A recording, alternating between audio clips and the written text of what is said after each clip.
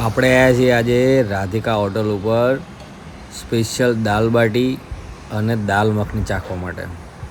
તો હાલો મુલાકાત લેવી રાધિકા હોટલની. આ હોટલ ટોકરાળાના પાટિયા પાસે આવેલી છે. Radhika hotel, national highway 8. અત્યારે વરસાદ ચાલુ થઈ ગયો. પહેલાં બહાર બેવાનું હતું, ખાટલાને બધું બહાર હતું, પણ પછી હવે વરસાદ ચાલુ થયો ને એટલે બહાર જમતા ફાવશે નહીં, એટલે ખાટલા બધાય અંદર લેવડાવી.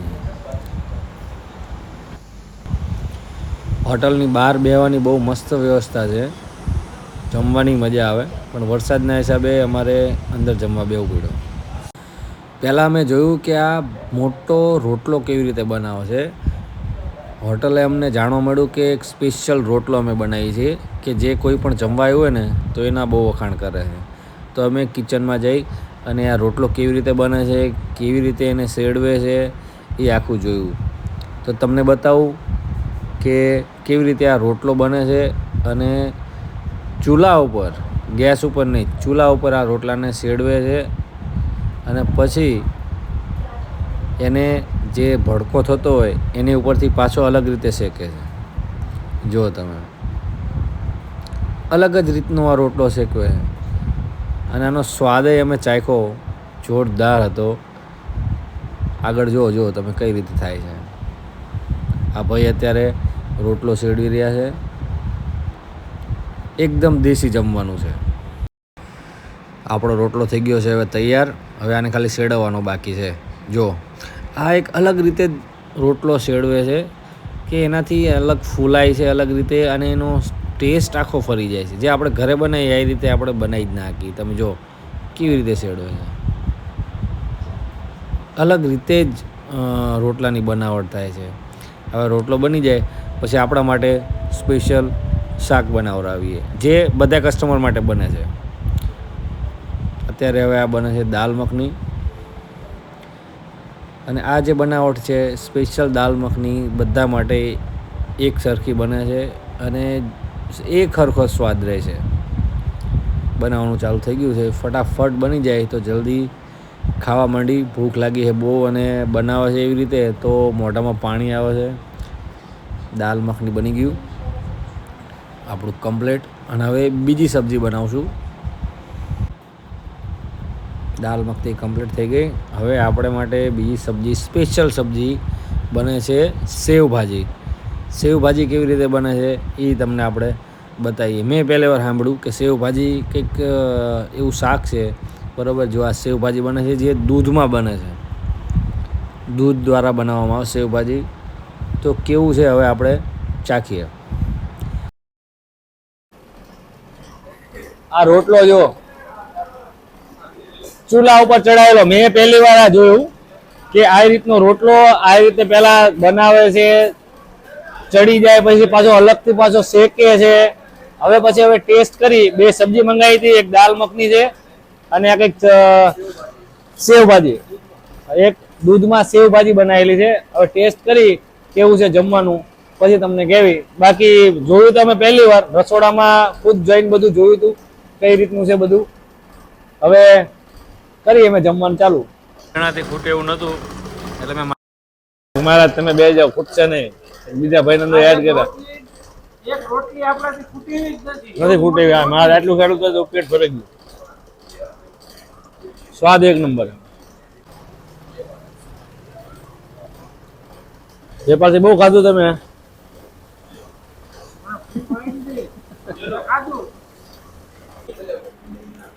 ભાઈ જોરદાર જમવાનું હતું. અમને ખબર જ નથી કે અહીંયા આવું બધું મળે. અમે અહીંયા જ બેઠા હોય પણ અમને ખબર જ નથી કે અહીંયા આટલું બધું મસ્ત જમવાનું મળે છે, બને છે. હજુ નવું નવું ચાલુ થયું અહીંયા. સબ્જી બે મંગાવી હતી. આ એક સેવભાજી દૂધમાં બને અને એક દાલ મખની. એક નંબર વસ્તુ હતી. આ રોટલા તો બે આવ્યા હતા પણ અમારે તો ખૂટા જ નહીં, આટલામાં તો ધરાઈ ગયા. જમવાનું એક નંબર છે, જરૂરથી આવજો. અને એકવાર આ તો આપણે બધે બહાર જમતા હોય એટલે આપણને ખબર પડે એટલી કે હજુ આમની શરૂઆત છે. અહીંયા વેઇટિંગમાં રહેવું પડશે. જો એકવાર માણસ જમવા આવશે ને એટલે બીજી વાર ગેરંટી એવડે જમવા આવે. બહુ જોરદાર જમવાનું છે, સર્વિસ સારી છે. ઘરે રહ્યો તો એમ થોડુંક ખાઈ લો. અલગ અલગ બે ચટણી આવે, લાલ ચટણી, લીલી ચટણી, બધું મિક્સ કરવા જાજુ ખાવામાં તો થોડું ચાખ્યું ને તો ધરે રહેવાય. પણ વિચાર્યું તો એની કરતા બહુ સારું જમવાનું બનાવે છે, દેશી ચૂલા ઉપર બનાવે છે. આ રોટલો રહ્યો, આને પેલા આપણે જેમ ચૂલા ઉપર કેમ રોટલો બનાવતા હોય એવી રીતે બને, પછી એ સિવાય પછી એનો જે તાપ હોય એનાથી છેડવે, એટલી મીઠાશ આવે ને. દેશી જમવાનું ટૂંકમાં જેમ કે ને, જેમને દેશી જમવાનું ખાવું હોય એના માટે બેસ્ટ જગ્યા છે.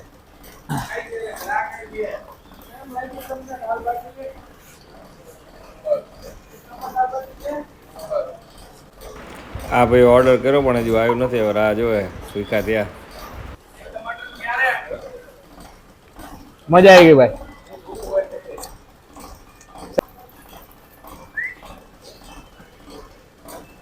ફેમિલીને લઈને આવ્યા જેવી જગ્યા, આખું ફેમિલી ફૂલ ફેમિલી લઈ આવી અને તમે જમી શકો એવી જગ્યા. મજા આવશે. બહારનું તો આપણે બધું બહુ ખાઈએ, અલગ અલગ બધું બહુ ખાવી, પણ એક વખત ફેમિલી લઈને તમે જમવા આવશો ને, સસ્તું અને જમવાનું એક નંબર, પૈસા વસૂલ તમારું જમવાનું. અને ફેમિલી એમ કહે છે ના મજા આવી, દેશી જમવાની ફૂલ મજા આવશે. અને આની અંદર ગરમ મસાલાનો ઉપયોગ હાવ એટલે હાવ નહીવત કહેવાય. ગરમ મસાલા વગરનું જમવાનું અને સ્વાદ એટલે એક નંબર. એમ દાલ બાટી અત્યાર સુધી હું બધે જતો હતો, પણ દાલ બાટી આ મેં જોયું ને એકદમ યુનિક છે દાલ બાટી. આવડા જમે બતાવો જો બાટી જો એની એકદમ અલગ એમ. હેલો ફ્રેન્ડ, સ્વાગત છે તમારું ઓમ A to Z લેવેજ ગ્રુપમાં. અમે લેવેજનું તો કરતા જ હોય છીએ, પણ આજ એવું થયું કે હાલો એક ખાણીપીણીનો વિડીયો બનાવી. જો અમે આવ્યા હતા રાધિકા હોટલ ઉપર, કે રાધિકા હોટલ દાલ બાટી અને પરોઠા હાઉસ આ રીતની હોટલ છે. અમને ખબર નથી કે ભાઈ અહીંયા પંજાબી સબ્જી બધા મળે છે, પંજાબી સબ્જી બને છે.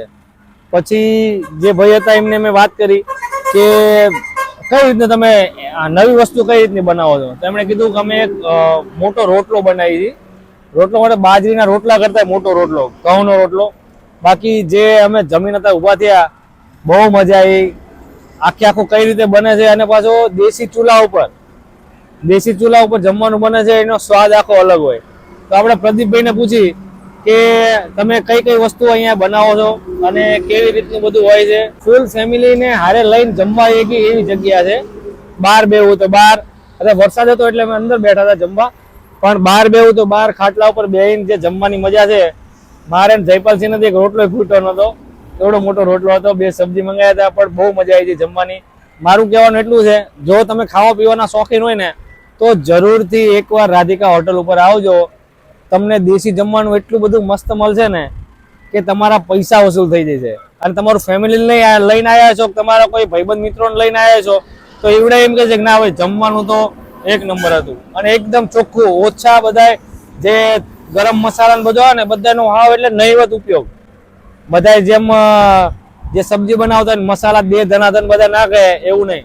પ્રદીપભાઈને પૂછશું કે પ્રદીપભાઈ કે તમે અહીંયા જે સબ્જી બધી બનાવો તો મેં દાલ બાટી ને તો બધું જોયું ભાઈ, મસ્ત વસ્તુ અને એન્ટિક છે. મેં બધી દાલ બાટી બધા જે ઓલા વણેલા હોય ને ઈવડે બધા જોયા હતા. અહીંયા તો મસ્ત ઓલા કાપીને અંદર એન્ટિક રીતે ઓલા થાય છે, રાજસ્થાની ઓલામાં. હા, રાજસ્થાનીમાં.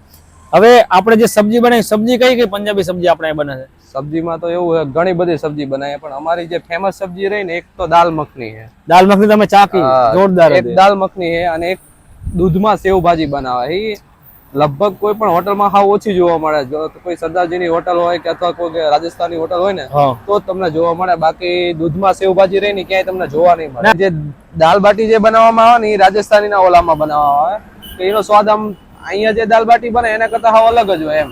અને તમને જમવાની સામે એવી મજા જ આવે. અને અમારું બિલ જે રહ્યું ને હાવ રિઝનેબલ જ હોય. કોઈ પણ નાનો માણસ કે મોટો માણસ ગમે તે આવે ને, નાનો માણસ આવે ને તો જમીએ કે હાવ રિઝનેબલ બિલ જ હોય અમારું એમ. હાવ સ્વાદિષ્ટ અને મજા આવે તમને કે. ના બહુ મસ્ત જમવાનું હતું યાર, મજા આવી જાય. પ્રદીપભાઈ અમે તો અહીંયા આખો દી અહીંયા જ બેઠા હોય છે, પણ અમને ખબર નથી કે એટલું બધું મસ્ત જમવાનું બને છે. જો આ જગ્યા છે નેશનલ હાઈવે 8, આ સાઈડ લીમડી આવ્યું, આ બાજુ બગોદરા આવ્યું. લીમડી બગોદરા વચ્ચે પાણસીણા અને ટોકરાળાના પાટિયાની નજીક રાધિકા હોટલ આવેલી છે, જ્યાં આ જમવાનું મળે છે. દાલ બાટી ખાવી હોય તો એક નંબર, પંજાબી સબ્જી ખાવું હોય તો એક નંબર, દેશી જમવાનું જે ખાવું હોય બહુ મસ્ત રાજસ્થાની હોટલ છે, બહુ મજા આવી જશે જમવાની, જરૂરથી વિઝિટ કરજો. બાકી તમે જમીન આવીને પછી અમને જરૂરથી રિવ્યુ આપજો કે ભાઈ જમવાની મજા આવી કે નહીં. બીજી વસ્તુ એ કે તમને આ જે રોટલો ખાશો ને એ મોસ્ટ ઓફલી હોટલમાં લગભગ તમને ક્યાંય જોવા નહીં મળે એમ. કોઈ પણ હોટલમાં પહેલી વાર જોયો ને આ જે ઘઉંનો જે રોટલો બનાવવામાં આવે, રોટલી નહીં ઘઉંનો રોટલો બનાવવામાં આવડો આવે, મોટો તમે રોટલો વધુમાં વધુ હું માનું ત્યાં સુધી તમે એક રોટલો પૂરી ના કરી શકો એમ. તો જે ડિટેલ હતી અમે જે જઈમાં એનો લાઈવ એક્સપિરિયન્સ તમને કીધો. કેવો લાગ્યો વિડીયો? કોઈ ભૂલચૂક થઈ હોય તો સોરી વિડીયોની અંદર. બાકી જમવાનું બહુ મસ્ત છે. ફોનમાં ચાર્જિંગ 1% જ છે. ફટાફટ અમે વિડીયો પૂરો કરી દી. જરૂરથી વિઝિટ કરજો અને એકવાર તો જરૂરથી જ આવજો. લીંબડી તાલુકાના જે ટોકરાળા નજીક જે કોઈ ગામવાળા છે, લીંબડીવાળા છે, એ બધાને કહેવાનું કે એકવાર તો જરૂરથી તમે જમવા આવજો. અને જો તમને એમ થાય કે ના જમવાનું સારું ન રહ્યું તો મને તમે કહેજો. બાકી જમવાનું એક નંબર બને છે અને જે ખાવા પીવાના શોખીન એના માટે તો બેસ્ટ જગ્યા છે.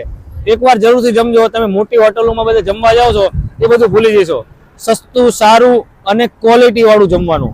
તો જરૂરથી વિઝિટ કરજો રાધિકા હોટલ ટોકરાળા. અને અમારા વિડીયોને લાઈક, શેર અને કોમેન્ટ કરજો. હોમ A to Z લેવેજ ગ્રુપ ગુજરાત. અરે અને તો પંજાબી એનો સ્વાદ આમ સાવ અલગ અરે જ હશે. પંજાબી સબ્જી ભૂલી જાઓ એવી વસ્તુ હતી યાર. સેવ ભાજી તો મસ્ત દૂધમાં બને ને. અને નહીં મજા આવી જમવાની. જમવામાં દેશી જ તે આપણે કોઈ ઓલું વધારે મરી મસાલા આ તે કોઈ વસ્તુ તો એવું કઈ વસ્તુ અમે નાખતા નહીં. મસ્ત જમવાનું હોય છે. પ્રદીપભાઈ પૂછી કે તમે પ્રદીપભાઈ અહીંયા